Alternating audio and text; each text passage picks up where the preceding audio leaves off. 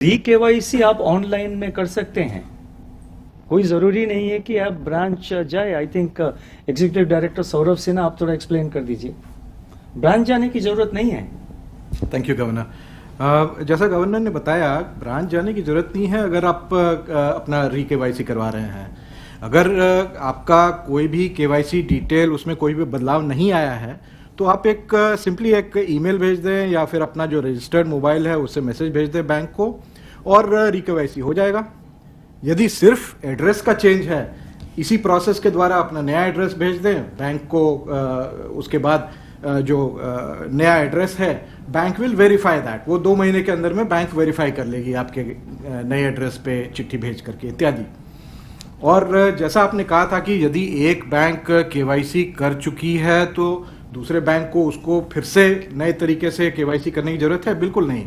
ये एक CKYCR है, सेंट्रल केवाईसी रजिस्ट्री, जिसमें कि CKYCR आइडेंटिफायर नंबर आपको दिया जाएगा।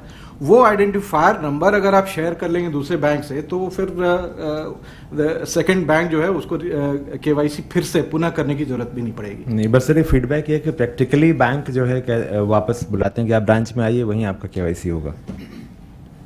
तो उसके लिए फिर हमारा जो ओम्बड्समैन ऑफिस है या अदर तरीके हैं, वो आप possibly it may stem from I don't know lack of knowledge, lack of awareness, so you can bring that to the notice of the bank and in case यदि परेशानी हो रही है तो फिर हमारा जो लीगल जो नॉन लीगल फास्ट रेजोल्यूशन का जरिया है वो भी अपना सकते हैं। इसी इसके बारे में कोई डाउट नहीं है। हमारा जो रेगुलेशन है बहुत साफ है, बहुत क्लियर है।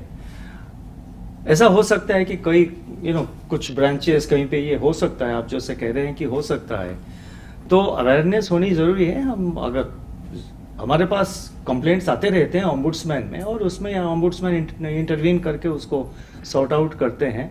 लैक ऑफ नॉलेज हो सकता है, इसके लिए मोर अवेयरनेस ज़रूरी पड़ेगा। हम तो ये जो इंस्ट्रक्शन है उसको बार बार दोहराते हैं बैंकों को, कि मतलब इंटरनली हम बैंकों को ये बार बार दोहराते हैं कि ये इसको आप फॉलो करिए जहां जिस बैंक से ज़्यादा कंप्लेंट आता है। Thank you.